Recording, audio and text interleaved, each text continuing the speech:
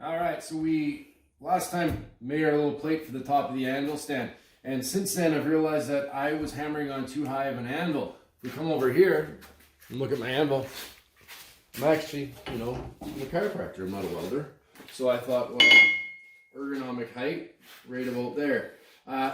Turns out you actually want your knuckles to just brush the top of your anvil, or what you're going to do is be able to use your legs to hold the anvil, the steel that you're working on, and have it flat. So for me, this is actually a good height, which is 31 and this is 31 and a half. So right around in there is where I need to be so that we're flat on the anvil when you're holding your steel with your knees.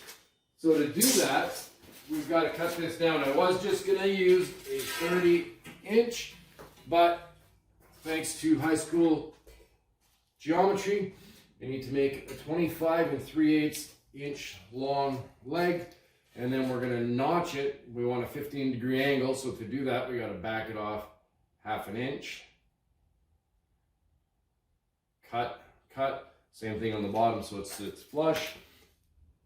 The nice thing is it's going to give me a little chunk of steel in here that I can use because I forgot that I'm going to need to make some feet on there. So the first thing we're going to do, mark these, cut them, and then start welding. Got this all marked up. Now what we're going to do is we're going to use the zip cut, notch that. That's going to be the top.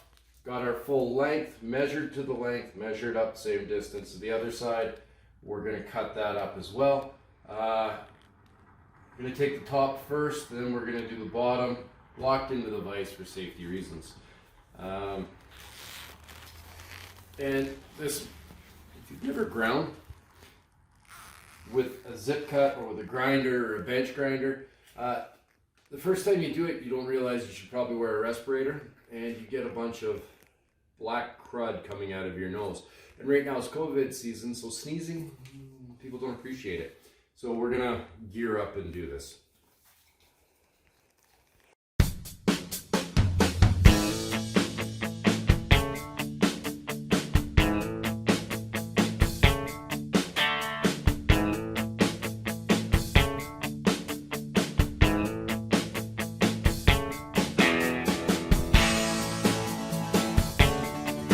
Alright, so we now have 4 reasonably similar legs. Usually when you're just fine.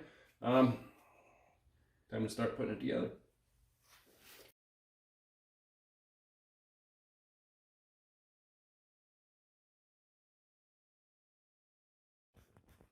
So one of the fun things about doing this is I've never really done this before. This is actually the second thing in my life I've welded up.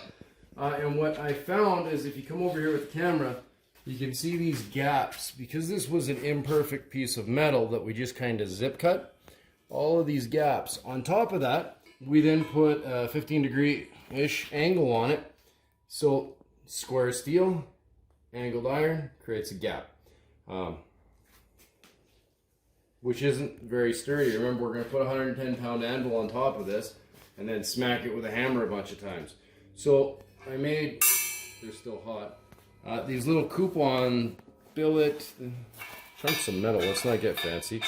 And what I'm going to do with them is I'm just going to weld them in, giving me some surface area for them to hang on to the angle iron and onto the bottom. So we have a stand. A couple more things have to be done with it. Again, we're going to put that post so it goes straight down. We're going to strap the outside so the legs don't kick, but it holds a 110-pound anvil, and I stood on it so it holds a 190-pound so far. Gonna make sure it's nice and safe because Izzy might use it. I'll definitely use it. And when I'm standing close, I don't want that sucker to fall onto my foot at any point. So we're getting there. See you next. Part 3 to 20. I don't know. 8. 8. We'll go with 8. I don't know. This is gonna be tomorrow. Bye.